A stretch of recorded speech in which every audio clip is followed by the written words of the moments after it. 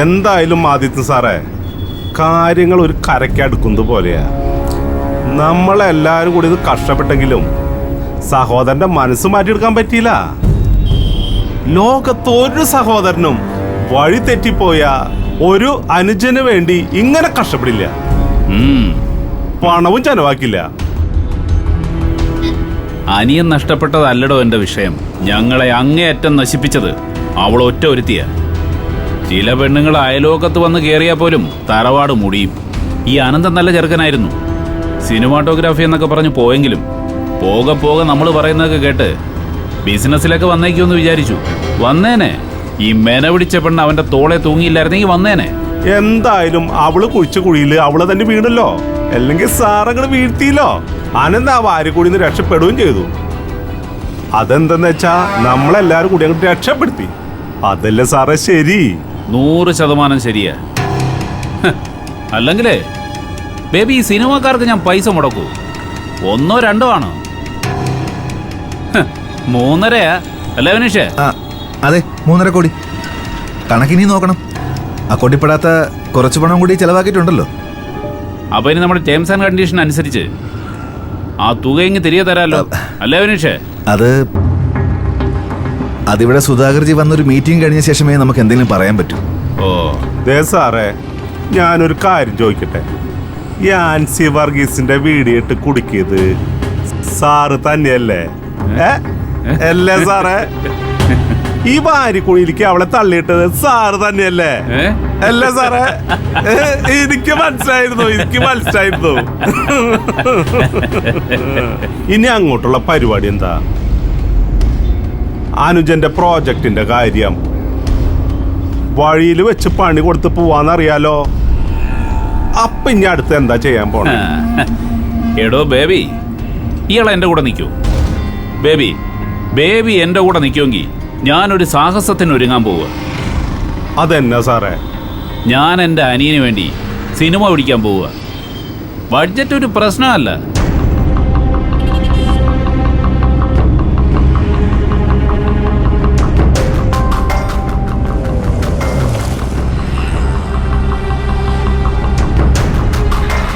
Sir സത്യമാണോ പറയുന്നത്? ഞാൻ എന്തായാലും ഒരു 3-3.5 കോടി മുടക്കിയില്ലേ. ഇനി ഒരു 50-50 ഷെയറിൽ സുധാകർജിയോട് സംസാരിച്ച് ഞാൻ ഈ പ്രോജക്റ്റിൽ അങ്ങ് ഇൻവോൾവ് ചെയ്താലോ എന്ന് ആലോചിക്കുക.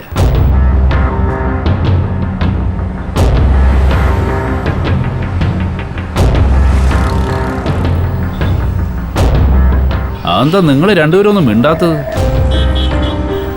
അത് സുധാകർജിയോട് ഡിസ്കസ് ചെയ്യണമല്ലോ. അനന്താ ഡിസ്കസ് ചെയ്തോ? വൈകണ്ട, ചെയ്തോ. വിനീഷേ, ഈ വിവരം സുധാകർജി നീ ഒന്ന് അറിയിച്ചോ? ഓക്കെ, ഞാൻ ഈവനിങ്ങിനെ അറിയിച്ചോളാം.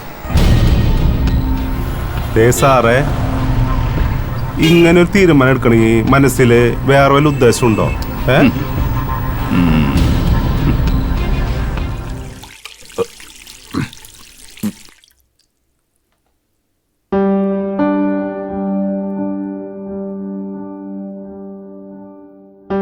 അനന്ത, അത് നോക്കിയിരിക്കാതെ എന്തെങ്കിലും എടുത്ത് കഴിക്കേ. കൊടുള്ളി, ഈ ആർട്ട് ഡയറക്ടർ ഒരു ഒറീസക്കാരനല്ലേ? കൃഷ്ണമൂർത്തി സാറിന്റെയും നമ്മുടെ സാബു സുനിൽ സാറിന്റെയും ഒക്കെ അസിസ്റ്റന്റ് ആയിരുന്നു എന്നാ പറഞ്ഞത്. അതിന്റെ മെച്ചമൊന്നും കാണുന്നില്ല. ഞാൻ പറഞ്ഞ ഐഡിയ ഒന്നും അല്ല ചെയ്തിരിക്കുന്നത്. അതെ, അതിനെയൊക്കെ പറഞ്ഞു വിട്ടിട്ട് നമ്മുടെ കേരളത്തിൽ നിന്നുള്ള ആളുകളെയൊക്കെ വിളിക്കുന്നേ. എല്ലാം തീരുമാനിക്കുന്നത് സുധാകർജി അല്ലേ? ഇത് പ്രോബ്ലം ആവുമെന്ന് ഞാൻ നേരത്തെ പറഞ്ഞതാ.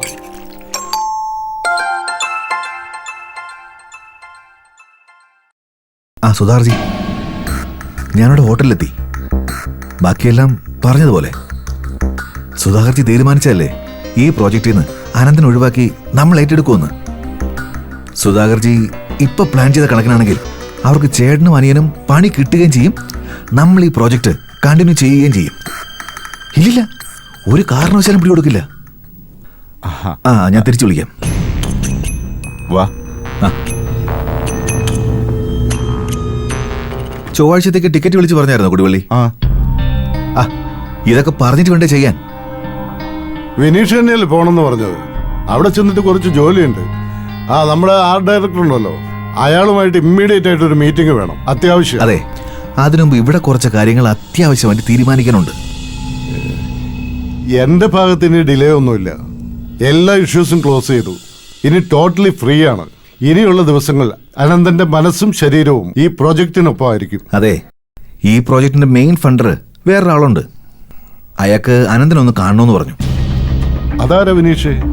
അങ്ങനെ ഒരാളെ കുറിച്ച് ഇതുവരെ പറഞ്ഞു കേട്ടില്ലല്ലോ. ശരിയാ, ഞങ്ങളോട് പറഞ്ഞിട്ടില്ലല്ലോ. ആ, അങ്ങനെ ഒരാളുണ്ട്. ഇതുവരെ ചിത്രത്തിൽ വന്നിട്ടില്ല. മാത്രവുമല്ല, സുധാകർജിയെ തീരുമാനിച്ചത്.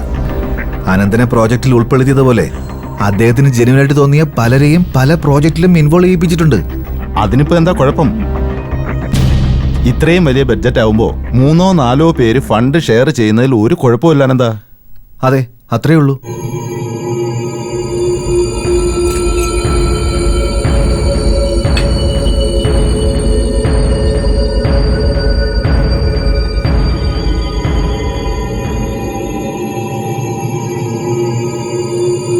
പിന്നെ അദ്ദേഹം വരുന്നതിന് മുമ്പേ ഇതിലുള്ള ബഡ്ജറ്റും കാര്യങ്ങളും നമുക്കൊന്ന് ബ്രീഫ് ചെയ്യണം. ഇപ്പൊ വരുവോ? ദേ ഇപ്പൊ എത്തും. എന്നാ നമുക്ക് റൂമിലോട്ടിരിക്കാം.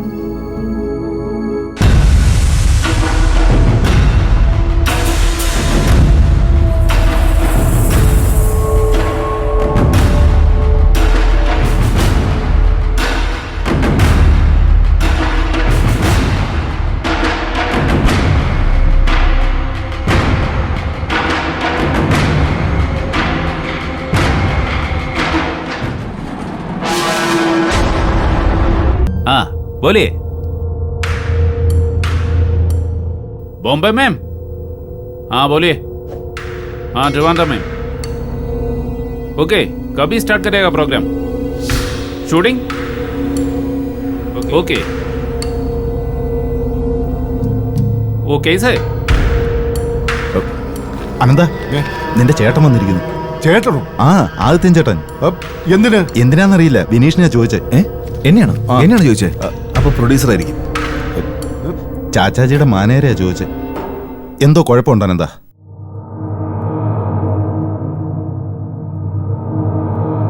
सुधार जी, मैं आदित्य कृष्ण हूं। हाँ सुधार जी, आप किधर है? या कल 5 करोड़ ट्रांसफर करेगा। कितना चाहिए? कहाँ के लिए? क्या तुम क्या बोल रहे हो? जल्दी बोलो जल्दी. സുധാർ ജി പറയുന്നത് ഫർദർ ഡിസ്കഷൻസ് ഒക്കെ ബോംബെ വെച്ചാവാന്ന. ഈ യാത്ര എനിക്ക് ഒട്ടും ഇഷ്ടമല്ല. ഓവർ ഫോൺ ഡിസ്കഷനോ വല്ല വീഡിയോ കോളോ ഒക്കെ മതിയാവുമല്ലോ. പിന്നെ ഈ ഫണ്ടെല്ലാം ഓൺലൈൻ ട്രാൻസ്ഫറിങ്. പിന്നെ ഈ അക്കൗണ്ടിങ് ആകുമ്പോൾ സുധാർജിയുടെ ഓഫീസിൽ ഇഷ്ടം പോലെ ആൾക്കാരുണ്ടാവുമല്ലോ. എനിക്കും ഉണ്ട് അവിടെ. എന്നാലും ഒഫീഷ്യൽ മീറ്റിംഗ് ബോംബെയിൽ വെച്ച് വേണമെന്ന് സുധാകർജി പറയുന്നത്. ആ, ഡേറ്റ് നിങ്ങൾ ഫിക്സ് ചെയ്തോ? പിന്നെ മറ്റു കാര്യങ്ങളൊക്കെ നിങ്ങൾ പാർട്ട്നേഴ്സും ടെക്നീഷ്യൻസും കൂടെ അങ്ങ് തീരുമാനിച്ചാൽ മതി. എനിക്ക് സിനിമയായിട്ട് ഒരു ബന്ധവുമില്ല. ലോകത്തിലെ ഏറ്റവും വലിയ ഇൻഡസ്ട്രിയാണ് ഫിലിം ഇൻഡസ്ട്രി എന്ന് ഞാൻ ഇപ്പോഴാണ് മനസ്സിലാക്കുന്നത്. ഇത്രയും കാലം ഞാൻ വിചാരിച്ചത് ഈ നടീനടന്മാരുടെയും പ്രൊഡ്യൂസർമാരുടെയും ഒക്കെ കൂത്താട്ടം എന്നാ കരുതിയത്.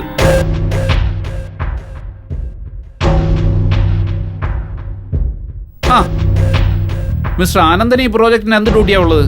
ക്യാമറ അല്ലേ പഠിച്ചത്? സ്ക്രിപ്റ്റ് ആണോ ഡയറക്ഷൻ ആണോ? അല്ല, അറിയാത്തോട്ട് ചോദിക്കുന്നതാ. പുള്ളിയാണ് ഈ പ്രോജക്റ്റ് കൊണ്ടുവന്നത്. ഗംഭീര സ്ക്രിപ്റ്റാ, വലിയ സ്കോപ്പാ. അത് മാത്രമല്ല, വർക്കിംഗ് പാർട്ണറും കൂടെയാ. ഓ അത് ശരി. വിനീഷേ, ഇനി വന്നേ.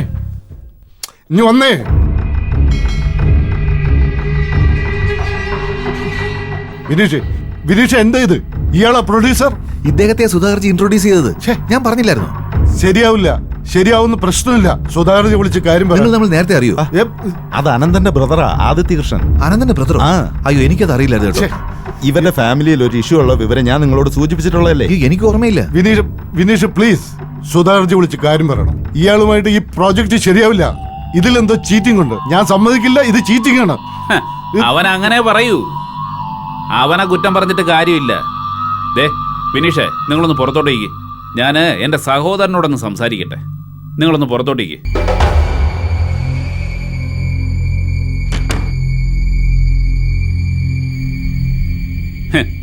എൻ്റെ ഈ വരവ് ഒട്ടും നീ വിശ്വസിക്കത്തില്ല എന്ന് എനിക്കറിയാം. ഞാൻ ഒരുപാട് വളഞ്ഞ വഴി സഞ്ചരിക്കുന്നവനാണെന്നാണ് എന്നെക്കുറിച്ച് നീ കരുതി വച്ചിരിക്കുന്നത്. ശരിയാ, ഞാൻ ചില വളഞ്ഞ വഴികളിലൂടെ സഞ്ചരിച്ചിട്ടുണ്ട്. അത് എനിക്ക് വേണ്ടിയോ എൻ്റെ സ്വന്തം കാര്യം നടത്താൻ വേണ്ടിയോ ആയിരുന്നില്ല. നിനക്ക് വേണ്ടി, നമ്മുടെ കുടുംബത്തിന് വേണ്ടി. എടാ, നമ്മൾ രണ്ടുപേരാ കൂടപ്പറപ്പുകൾ. അച്ഛൻ ആണായിട്ട് പറഞ്ഞവര്. അച്ഛനും അപ്പൂപ്പനും ഉണ്ടാക്കിയത് കൊണ്ടു നടക്കാൻ പ്രാപ്തിയുള്ളവര് എന്ന് അച്ഛൻ വിശ്വസിച്ചു. മരണം വരെ ഒരു കൂട്ടുകുടുംബം പോലെ നമ്മുടെ വീട്ടിൽ കഴിയണമെന്ന് ആശിച്ചു. അച്ഛനും ആഗ്രഹിച്ചു. പക്ഷെ നീ സിനിമ പഠിക്കുന്ന കോളേജിൽ പോണം, ഫോട്ടോഗ്രാഫി പഠിക്കണമെന്നൊക്കെ പറഞ്ഞപ്പോഴേ ഞാൻ ആദ്യം എതിര് പറഞ്ഞെങ്കിലും നീ രക്ഷപ്പെടുന്നെങ്കിൽ അങ്ങ് രക്ഷപ്പെട്ടോട്ടെ എന്ന് കരുതി. പക്ഷേ നമ്മുടെ കുടുംബത്തിൽ നിന്ന് നഷ്ടപ്പെട്ടു പോയ കോടിക്കണക്കിന് സ്വത്ത് നിന്റെ സിനിമാ മോഹം കൊണ്ട് മാത്രമാ. ആ ഒരൊറ്റ കാരണം കൊണ്ടാണ് നിന്റെ ജീവിതത്തിൽ. മതി, ഇനി പറയാൻ പോകുന്നത് എന്താണെന്ന് എനിക്കറിയാം. ഞാൻ വഴി പിഴച്ചു പോയി പിഴച്ച പെണ്ണിനെ കെട്ടി, അതെല്ലാവർക്കും അറിയാം. അതെല്ലാവരും പറയുന്നുണ്ട്. ആ മാനക്കേട് ഞാനങ്ങ് ചുവന്നോളാം. ഈ പ്രൊജക്റ്റിൽ നിങ്ങളുടെ പടമാണെങ്കിൽ അതെന്താണെങ്കിലും ഞാൻ ഈ രോമത്തിന്റെ വില മാത്രമേ കാണുന്നുള്ളൂ. എനിക്ക് ആ പടം വേണ്ട. Please please leave me, get lost.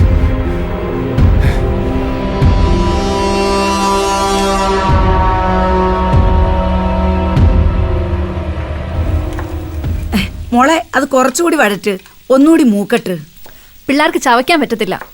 ഇത് പിള്ളേർക്ക് കഴിക്കാനല്ല, പുറത്തിരുന്ന് രണ്ടെണ്ണം മൂപ്പിക്കുന്നില്ലേ, അതുങ്ങൾക്കാ. അലക്സച്ചായം വീണ്ടും തുടങ്ങിയിട്ടുണ്ട്. ആൻസീച്ചി വന്നതിന്റെ ആഘോഷം എന്നാ പറയുന്നത്. ആഘോഷിക്കാൻ പറ്റിയ കാര്യമാണല്ലോ നടക്കുന്നത്. നാണം കെട്ട മനുഷ്യര്. ആനി, സ്റ്റൗ ഒഴിഞ്ഞെങ്കിലേ പിള്ളേരുടെ പാലൊന്ന് ചൂടാക്കായിരുന്നു. അല്ലുവിന് ടാബ്ലറ്റ് കഴിക്കാനുള്ള നേരമായി. എടി, അതങ്ങ് വാങ്ങി വെക്ക്, എന്നിട്ട് ആ പാൽ ചൂടാക്കി കൊടുക്ക്. ആനി, ഇവിടെ നമുക്ക് പിള്ളേർക്ക് വേണ്ടിയിട്ട് ആ പഴയ സ്കൂളിൽ അഡ്മിഷൻ ശരിയാക്കാൻ പറ്റുമോ? ഇനി ഇവിടെ പഠിപ്പിക്കാൻ പോവാണോ? അല്ലാതെ വേറെ വഴിയില്ല. ആനി, നീ അലക്സിന്റെ അടുത്ത് പറ. അവനും ആ പീറ്റർ അച്ഛനായിട്ട് നല്ല കമ്പനിയാ. ഇപ്പൊ നല്ല ബോധമായിരിക്കും, ചെന്നങ്ങ് പറഞ്ഞാ മതി. എന്തായാലും നാട്ടിൽ ഇനി ഒറ്റ കുഞ്ഞുങ്ങൾ അറിയാനില്ല. എന്തൊരു പബ്ലിസിറ്റിയാണെന്നറിയോ? പണ്ടായിരുന്ന മൈക്ക് സെറ്റ് വെക്കണമായിരുന്നു.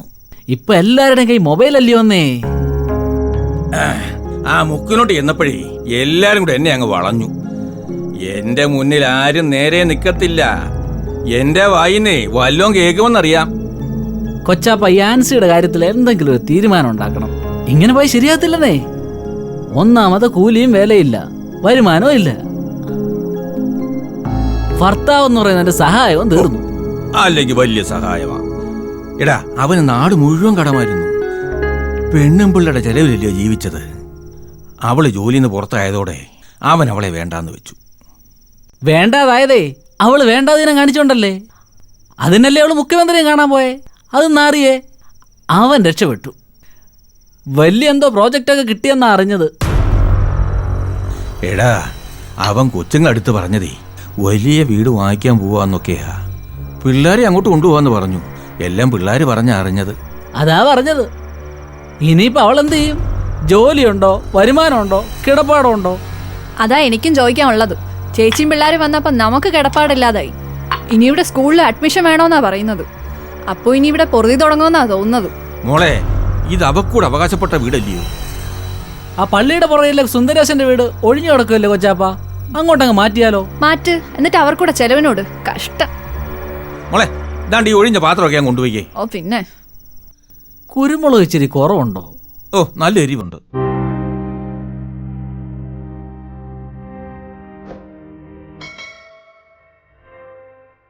അടുക്കളയിലെ ജോലി കഴിഞ്ഞോ അമ്മച്ചി?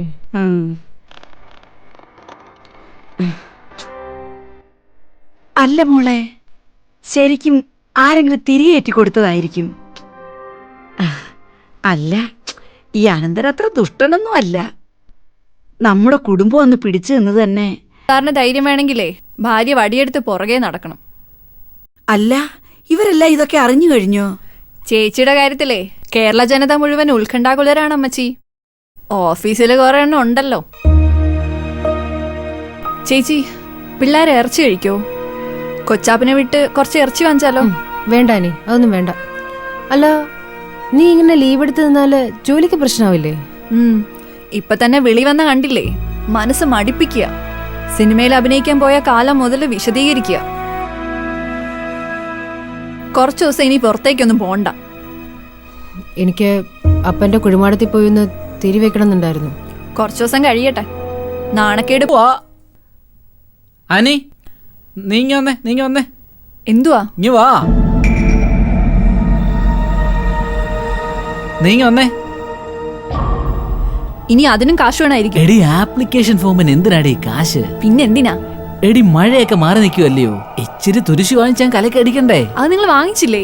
കഴിഞ്ഞ ആഴ്ച പൈസ വാങ്ങിച്ചോണ്ട് പോയതല്ലേ? എടി ആ പൈസ എടുത്തല്ലേ അവരെ വിളിക്കാൻ പോയതും ഡീസൽ അടിച്ചതും ഒക്കെ. അപ്പൊ ചിട്ടി പൈസയോ? എടി അത് കൊടുത്തല്ലേ ചെറുക്കന് നടക്കാനുള്ള സാധനങ്ങളൊക്കെ മേടിച്ചേ. അപ്പൊ ഇതെല്ലാം ആ പൈസക്കാണല്ലേ നിങ്ങൾ വാങ്ങിച്ചത്? പിന്നല്ലാതെ. ഇനിയിപ്പോ വീട്ടിലേക്കുള്ള സാധനങ്ങളൊക്കെ മേടിക്കണം. തുരിശും കൂടെ ചേർത്ത് വാങ്ങിച്ചോണ്ട് വരാൻ കൊച്ചാപ്പന്റെ കൊടുത്തു വിട്ടിട്ടുണ്ട്. ബെസ്റ്റ്. അപ്പൊ കൊച്ചാപ്പന് ആവശ്യമുള്ളത് തന്നെ വാങ്ങിക്കും. നിങ്ങളായിരിക്കും ഈ ഐഡിയ കൊടുത്തത്. ഞാനൊന്നും പറഞ്ഞില്ലേ. മോളെ, വരുന്നുണ്ട്. കൊച്ചാപ്പൻ വന്നു. മോളെ, ദേ ഇത് അങ്ങോട്ട് റോസ്റ്റ് ആക്കിക്കോണം.